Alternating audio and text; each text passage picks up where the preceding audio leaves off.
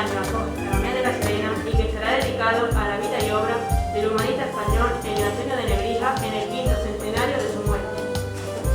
Antes de adentrarnos en este año, Francisco Rico Manrique es un filólogo e historiador de la literatura medieval y del siglo de oro español. Desde 1987 es miembro de la Real Academia Española y en la actualidad dirige la Biblioteca Clásica de la Real Academia Española. Sus estudios se han centrado especialmente en la obra de Petrarca, en el Quijote y en el Lazarillo de Tormes, y además es autor de Nebrija contra los bárbaros, entre otros muchos libros. Rico Manrique ha recibido numerosos premios, como la Medalla al Oro al Mérito en las Bellas Artes en 2016. Francisco Rico Manrique es profesor de la Universidad Autónoma de Barcelona desde 1972 y actualmente es catedrático emérito de Literaturas Hispánicas Medievales de dicha universidad. Además, es doctor honoris causa por las universidades de Burdeos, Nápoles, Valladolid y Bolonia. Articulista en numerosos medios escritos, también ha participado en programas televisivos como Hablamos y Al Habla, de divulgación del buen uso de la lengua española. Con todos ustedes, Francisco Rico Manrique.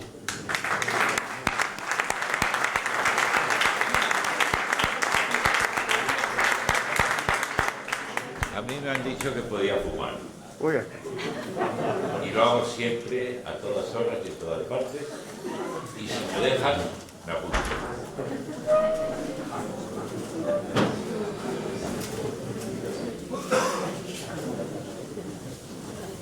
Vengo con mucho gusto a Zalamea, que no conocía,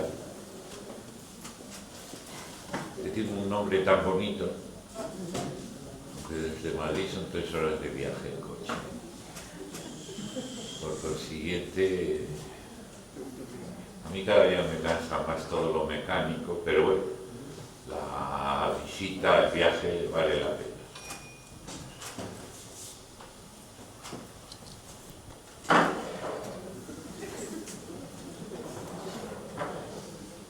Este es un homenaje inmerecido. Yo no tengo dudas de que aquí se homenajea a Antonio de Nebrija como autor básicamente de la gramática de la lengua española, que publicó tardíamente en su carrera. Es como si Cristóbal Colón tuviera una barquita en la que de vez en cuando se diera un paseo entretenido y el homenaje a Colón se hiciera como cartógrafo, geógrafo, descubridor de América, no, sino como propietario de la barquita en la que se paseaba. Porque, en efecto, la gramática española, que no me causa ninguna duda, que es lo que la gente tiene siempre en cuenta, al rendir tributo a, vamos a llamarle don Antonio, no es un hito importante en su carrera en ningún sentido. Nebrija fue básicamente un reinstaurador de la buena latinidad en España, y fueron sus gramáticas latinas las que tuvieron una inmensa difusión desde 1480, enseñaron latín a los españoles y con ellos la cultura europea más nueva del momento y en última instancia toda la gran cultura europea. Las introducciones latinas, en efecto, se imprimieron durante todo el Renacimiento y hasta el siglo XVIII. E incluso hubo alguna edición aislada todavía en el siglo XIX. Ese libro puso los cimientos de la cultura nueva, la cultura que venía con el Renacimiento. significaba la recuperación en su forma prístina, originaria, más pura, de todos los saberes. Esa fue también la fuente que alimentó la gran literatura del siglo de oro, por decir, ¿qué es Garcilaso sin Virgilio?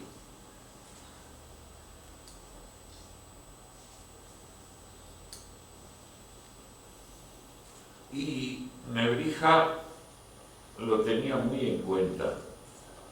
Pensaba no solo en la instauración del latín como medio de comunicación y de adelanto de las ciencias, de todos los saberes,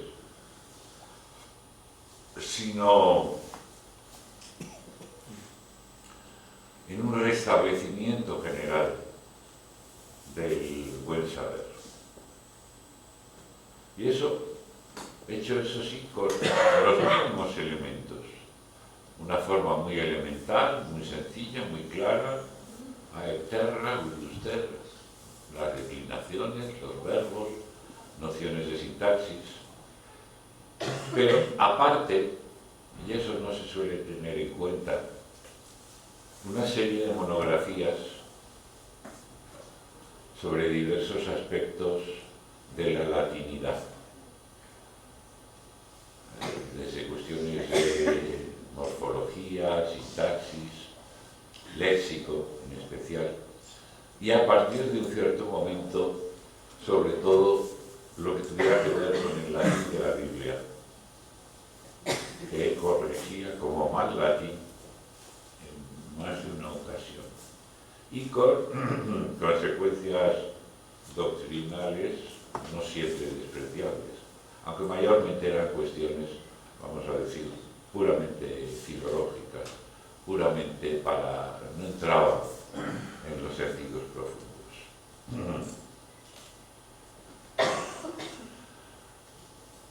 Lo dice bien claro el mismo prefacio del libro capital a ese propósito, entre sus varias obras, la gramática de un grado, no digamos ínfimo, sino inferior, claramente elemental, reservada a los fundamentos verdaderamente imprescindibles. Introducciones latinae, lo tituló sencillamente. Fueron las introducciones latinas, en efecto, las que trajeron la modernidad a la lengua y a la traza de la literatura, y en cierto sentido también, como digo, a todo un estilo de pensamiento.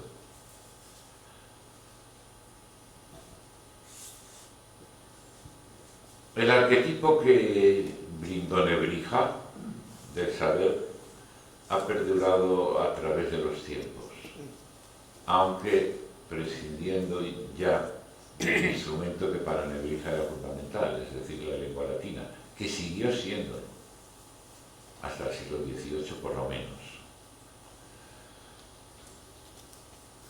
Veamos un poco las cosas por su orden. Nebrija pasa 10 años, dice él, de aprendizaje en Italia. No sabemos bien dónde, ni si efectivamente fueron 10.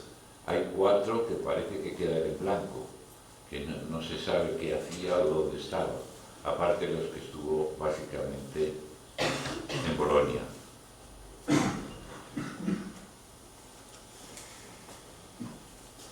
Su propósito esencial, a grandes rasgos, lo dice en una frase definitiva, destructiva además: desarraigar la barbarie, no sé si se diría barbarie, desarraigar la barbarie de los hombres de nuestra nación.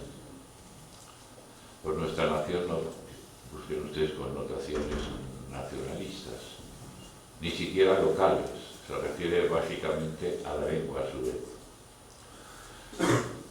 En Salamanca, en 1476, alcanza por fin la cátedra a la que tenía más derecho que nadie en aquel momento en España, y que consideraba, dice también son sus palabras, la fortaleza de la ignorancia tradicional.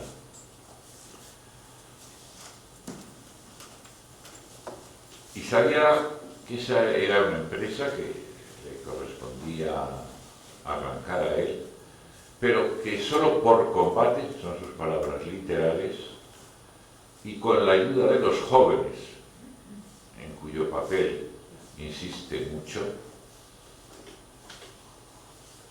podría lograrse, porque dice, los mayores no tienen cura y hemos de dejarlos tranquilos con su necedad. Más claro, Pablo. Pero no tan tranquilo, porque las introducciones en un librito delgado, minúsculo, no solo contenían un desafío violentamente, explícitamente a los viejos, a quienes define como latina e lingua e hostes, enemigos de la lengua latina, sino un ataque sin paliativos a la concepción del saber y la figura del intelectual que gozaban de mayor prestigio durante la Edad Media. ¿Por qué? Pues con una gota de agua se lo digo enseguida.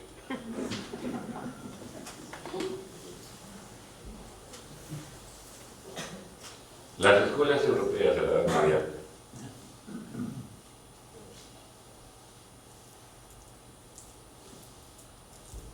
habían entronizado una idea implacable de la ciencia. Podríamos poner la ciencia entre comillas y no nos engañaríamos. De la gramática a la teología, pasando por el derecho o la medicina, todas las disciplinas se sometían a un método característico por concentrarse en asuntos minúsculos, en cuestiones menudísimas, y sujetarlos, esos temas, a una discusión aparatosa,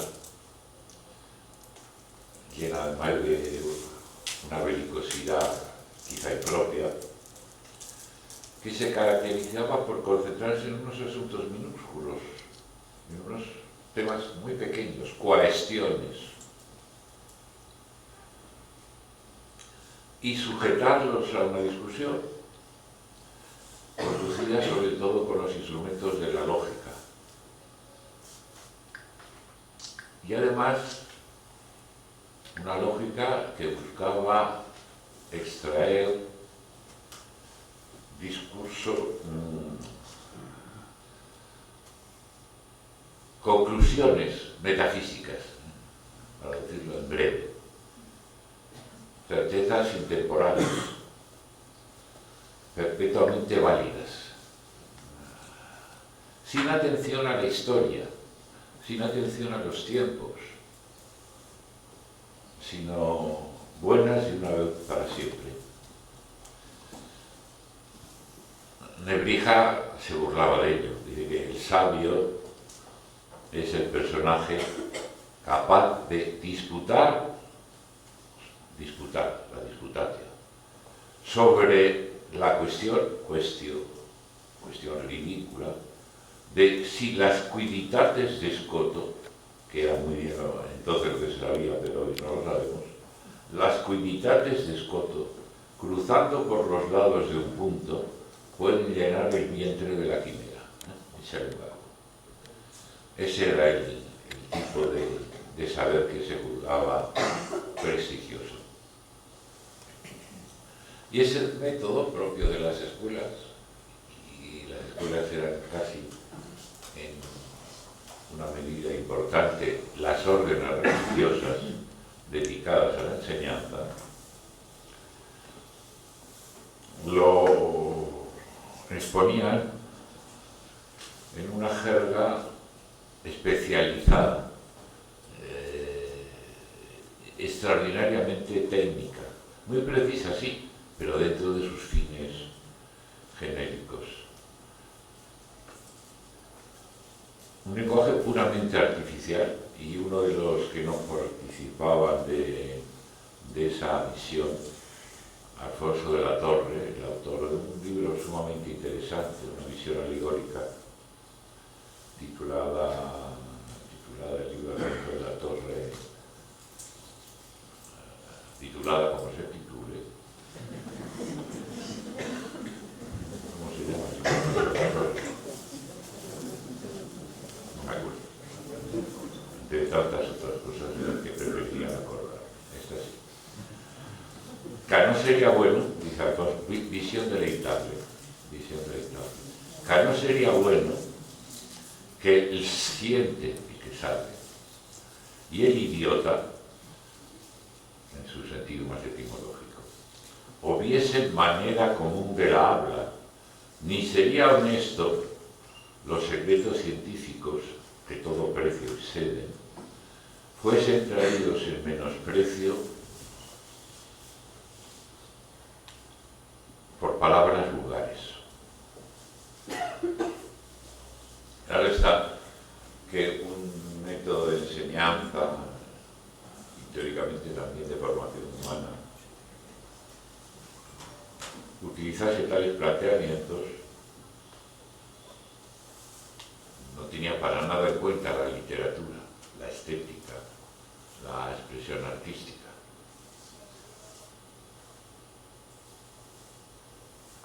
Y no digamos si además esa literatura era pagana, ya no podía estarse más en contra de ella. Y se alejaba de esa literatura, de los contextos artísticos, en la misma medida en que ansiaba aproximarse a una gramática especulativa de alcance universal, y ello a una cosa de fabricar un monstruo lingüístico destinado a arrastrarse solo, en la que Nebrija tildaba de la sombra y tinieblas escolásticas. Por el contrario, el libro de 1481, con pie de imprenta, de esa fecha, las introducciones, no querían sino proporcionar un mínimo utillaje teórico imprescindible para leer a los grandes maestros de las letras antiguas, cuya frecuentación, la de los escritores y los artistas, era esencial en el designio educativo del nebrisense. A la jerigonza técnica y abstracta de la convención medieval oponía una lengua fundada en la experiencia, en la literatura y en la historia. No otra cosa entendía Nebrija al describir la gramática como arte de bien hablar y bien escribir, cogida del uso y autoridad de los muy enseñados varones. Así traduce el mismo en 1488 la definición que a él le gustaba: recte loquendi recteque scribendi ex socissimurum uso ad autoritate collecta. Lo primero, por lo siguiente, era el uso, no la teoría, no la doctrina, no las generalidades. Es decir, el latín real y concreto, abierto en todos los sentidos al sentir y obrar de las personas, hecha a la medida del hombre y de la sociedad. Él utilizó muchas veces, tomándola de Platón, y todos le siguieron, todos los humanistas o formados en la nueva cultura, que preferimos llamarle así, en repetir la frase de Platón, que en latín rezaba: non nobis natis sumus. No hemos nacido solo para nosotros. Es decir, hay un sentimiento comunitario, una idea de fraternidad, que era ajena al gusto gusto por la especialización y la precarización para el resto de los mortales de la tradición escolástica. Se trataba, ya digo, dice Nebrija, de filtrarlo todo por la manera común que habla. Es decir, hasta las nociones de más importancia tenían que pasar por el filtro del lenguaje normal, del lenguaje del hombre. No fue por eso por lo que se llamó humanismo al humanismo, sino por otras razones, que ahora no vienen al caso. Pero efectivamente el sentido que hoy tiene esa palabra o puede tener está ahí presente. Ahora bien, esa manera común en la habla, que hemos visto que se rechazaba por Alfonso de la Torre en la visión de Vitable y en otros secuaces del escolasticismo,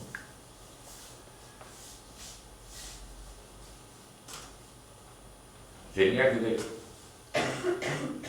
deslindarse precisamente, y no en otro campo, dentro de la manera de la lengua de los mejores, dice Nebrija, de los muy enseñados varones, que fueron los que crearon el modelo de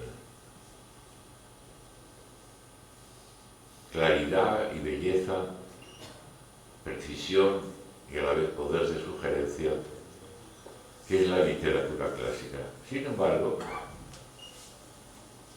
dice, no conviene andarse sino con mucho ojo. Los escritores antiguos no forman un amasijo, ni cabe seguirlos sin discriminación, passim atque indiferentia. Hay que afinar la percepción estética e historia distinguiendo épocas y logros para determinar los autores que merecen imitación o rechazo. Nebrija lo explica con especial transparencia y rotundidad en 1488, al predicar una vez más el latín de la experiencia, de la literatura y de la historia, o si quiere, en la historia, a lo largo de la historia.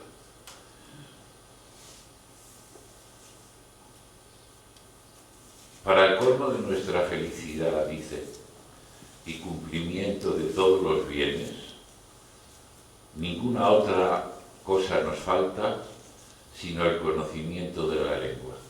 Esto lo dice en la versión castellana, en la versión bilingüe que hizo en 1488 de sus introducciones.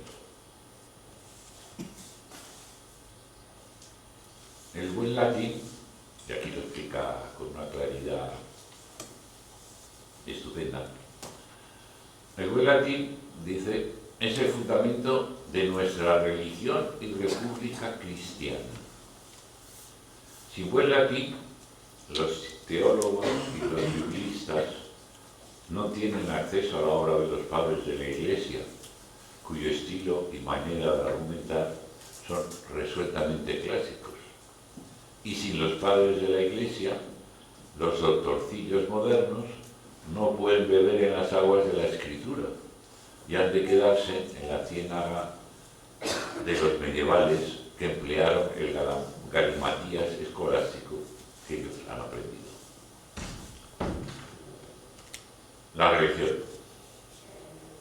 En su base está el buen latín. Pero el buen latín es asimismo la base del derecho. Vean cómo va pasando, o lo verán ahora mejor, por todas las facultades universitarias y por todas las disciplinas fundamentales. El buen latín, digo, es asimismo la base del derecho, gracias a cuyo recto uso existe la civilización y los hombres viven igualmente igualmente aquí traduce a eque, es decir, justamente, más que igualmente en el sentido cuantitativo. Dice que el buen latín es asimismo la base del derecho, gracias a cuyo recto uso existe la civilización, y los hombres viven igualmente en esta gran compañía que llamamos ciudad. Qué frase más bonita. Esta gran compañía que llamamos ciudad. Unidos. Es también, el buen latín, el cimiento de la medicina, por la cual se contiene nuestra salud y vida. Son palabras literarias de Nebrija. El mismo laberinto de confusión es el panorama de las restantes disciplinas. Por ignorancia del latín, todos los libros en que están escritas las artes dignas de todo hombre libre yacen en tinieblas sepultados desde hace muchos siglos, no menos que todas las otras buenas artes, y en particular las artes que dicen de humanidad, no estudia humanitatis, porque son propias del hombre en cuanto hombre. Otra definición rotunda y muy hermosa en su estilo. O sea, sin dominar cabalmente el latín, no hay medio de edificar una ciudad verdaderamente humana. Es salvaje, bestial, no humana. Y la plenitud del individuo y de la comunidad empieza con un modesto manual de latín. Un latín entendido como camino a la concreción, decir las cosas, llamar las cosas como son, a la elegancia para resultar atractivo y a la pertinencia para que sea siempre útil. Lo cual es decir, también, aprender la realidad como proceso histórico, como suceso, y no como teoría. En estas circunstancias, o con estos planteamientos de base, la reina Isabel, que no tenía un pelo de tonta, por lo que se ve, le pide literalmente a Nebrija que prepare las introducciones latinas, la gramática básica de Nebrija, en versión bilingüe, en castellano y en latín, para que todos puedan aprovecharse de ella, incluso las mujeres, lo dice. Y Nebrija salta de encargo, de gozo con el encargo. Oh, bienaventuranza de nuestros tiempos, en que quiere nuestra princesa y gobernadora no solamente reducir a nuestros siglos las costumbres y santidad antigua, más aún las letras. Por fin,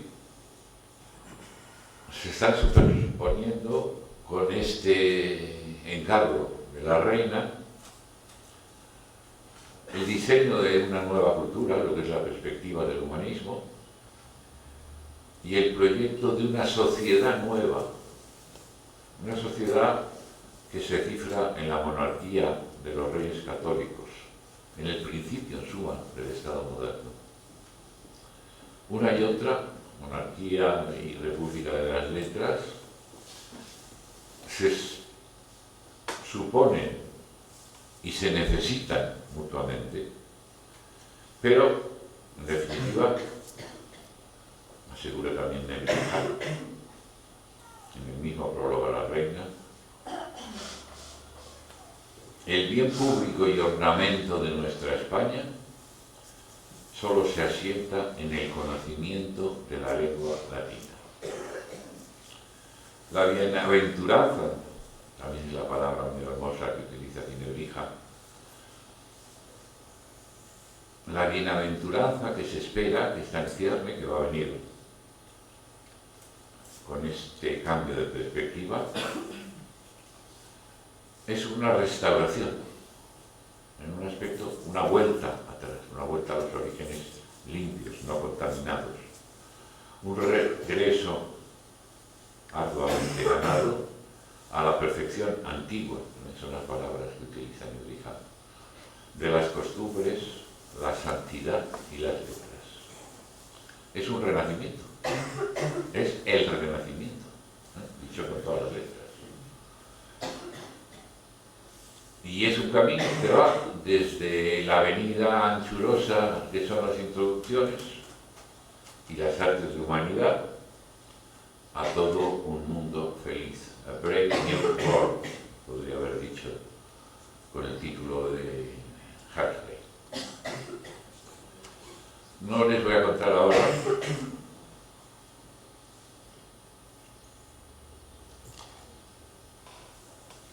cómo esas introducciones de 1481, sin perder nunca el núcleo de una gramática elemental, fueron creciendo con notas y apéndices hasta convertirse en una monumental enciclopedia lingüística. Ya despachado lo primero, Nebrija se dirige a la alta erudición sobre la latinidad, con infinidad de panfletos, de textos cortos y también alguno polémico en castellano alguna vez, en latín, muy divertidos y muy virulentos contra sus adversarios tradicionales. Hay una realidad con todo que sí es forzoso recordar, y es que desde 1481 a la muerte de Nebrija en 1522, hace ahora medio milenio, si cuento bien, las introducciones latinas de Nebrija fueron la principal bandera del combate contra la barbarie escolástica y en defensa de un clasicismo ampliamente accesible y universalmente provechoso. Ahí en ese combate tuvo unos aliados muy poderosos Nebrija, que fueron los maestros de provincia, los modestos maestros fuera de las grandes instituciones, pero que en las escuelas locales lo contemplaban como un héroe, una satisfacción y un orgullo de sentirse integrados en esa nueva playa. Y hasta un aspecto que no tendremos a considerar como que hacer nebrijense, pero lo es. Y es pura y simplemente la letra. A la escritura medieval, ya sabemos con cuánta dificultad se sigue leyendo, sea cursiva, sea normal, del tipo que sea. Los humanistas, que a ellos se apuntó Nebrija, forjaron dos tipos de escritura romana y antigua, como ellos mismos le llaman. Sin apenas abreviaturas, muy amplia de espacio, para que no se superpongan ni se confundan las letras, en suma, diáfana. Y ello en dos tipos. Por un lado, la redonda, que sigue siendo el tipo primario de los actuales sistemas de impresión. La lección de Nebrija fue tan profunda y ha tenido tanta permanencia en las letras como en la letra. Porque la doctrina del estilo y las pautas clásicas que dan vida a las introducciones representan la irrupción de la modernidad literaria en España. A ciertos propósitos, no hace falta cavilar mucho sobre la paradoja de que la vuelta a la antigüedad supusiera la entrada de la literatura moderna. Esa aparente paradoja, definitoria del Renacimiento, se desvanece de hecho con solo mencionar unos cuantos nombres o títulos. junto a algunos géneros, autores o tendencias. Géneros, autores y tendencias resucitados, recuperados por la pedagogía del humanismo. Piensen, la Celestina y Terence, Garcilaso y Virgilio y Garcilaso, Lazarillo de Tormes y las epístolas autobiográficas de la antigüedad, Cervantes, Fray Luis, Horacio, Cervantes. Sin los diálogos de Platón, sin la perspectiva aristotélica, sin esas bases inevitables, esas obras maestras del siglo de oro español no hubieran existido, sencillamente. En otras dimensiones, sin embargo, fuera de la literatura, quizá no se vean tan rápidamente los vínculos entre un manual de latín y una literatura cuyos frutos más sabrosos se dan en vulgar. Pero tampoco ahora hay que sorprenderse. Ocurre simplemente que los criterios esenciales de las introducciones son los mismos que rigen las grandes creaciones en castellano. Un ejemplo les doy. Censura Nebrija en Juan de Mena, el poeta clásico de la tardía Edad Media española. Un verso muy célebre: a la moderna volviéndome ruego, dice Mena. Porque aunque el griego y el latín sufran tal composición de palabras, el castellano no la puede sufrir. La denuncia de esa dura transgresión en la buena orden, que no es a la moderna volviéndome a rueda, sino a la rueda volviéndome a la rueda moderno, se inspira naturalmente en el ideal de claridad y naturalidad que Nebrija aprendió siempre en Cicerón y en Quintiliano. Pero hay más. Si critica a Mena, es por pecar igualmente contra la historia, aplicando la norma de una lengua, el latín, el griego, a otra cuyo uso no la tolera. Condena pues a la vez una oscuridad muy escolástica y un anacronismo, porque Mena se creía dechado de clasicismo por calcar un recurso latino, pero las introducciones de Nebrija incitaban a seguir los principios clásicos y no necesariamente la materialidad de los recursos.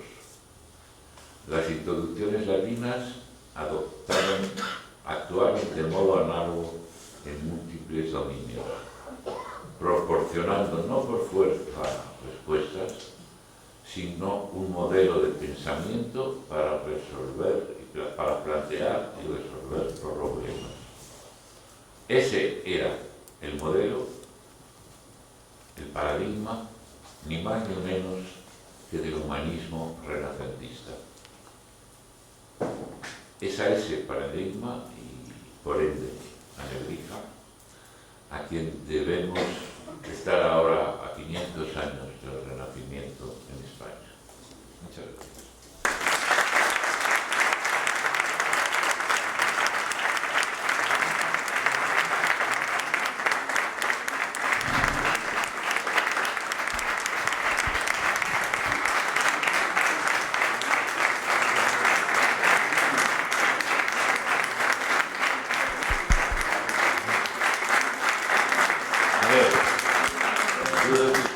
Bueno, pregunta. Si alguien tiene que preguntar, se acercan el micro. José María. Porque para lo que voy a decir creo que es lo justo. Lo que acabas de hacer. Los latinistas del país, en este momento no te habla Pepe Maestre, no te habla el alumno del Concil, te habla el presidente nacional de Estudios Latinos. Y desde ese cargo que me honro representar en este momento, tengo que decirte que estábamos sufriendo muchísimo con ese timón que desgraciadamente se le estaba dando a las efemérides. Y que seas tú, que sea usted, precisamente, querido maestro, el que acabas de hacer esto aquí en Zalamea, donde esa gramática, pues, en fin, lo que todos sabemos, la gramática castellana, que evidentemente tiene sus valores, pero el que vuelva a decir el maestro Rico, lo que aprendí en mi propia juventud, muy joven, por imperativos de mi propio maestro, el que ni más ni menos que fue el latín la lengua de América, y que es lo que tenemos que tener muy claro, eso no te lo podemos pagar jamás, nunca, los catedráticos, ni los profesores de pueblo, ni nadie en el país. Pido en este momento simplemente que te volvamos a dar el abrazo y el aplauso que mereces por lo que acabas de hacer en este momento. Nada más.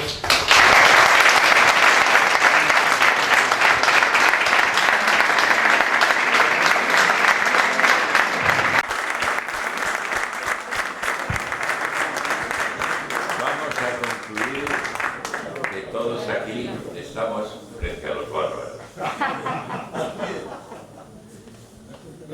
¿De acuerdo? Pues muchas gracias.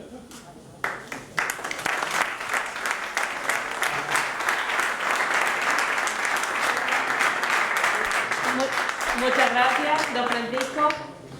Antes de... ¿Y si lo tengo?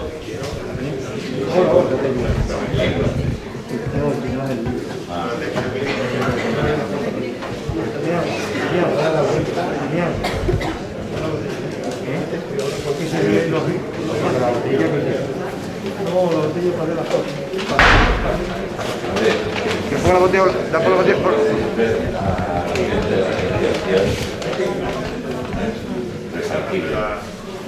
A él, pues. Ah, muy bien. Muy bien.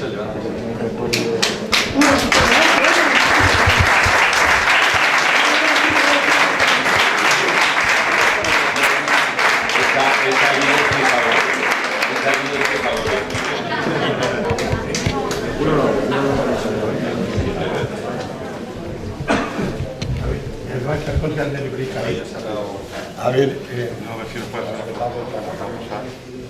La Santísima Trinidad. la Santísima Trinidad no. Dios está en el centro, señores. Dice que la Santísima Trinidad, Dios en el centro, sin más.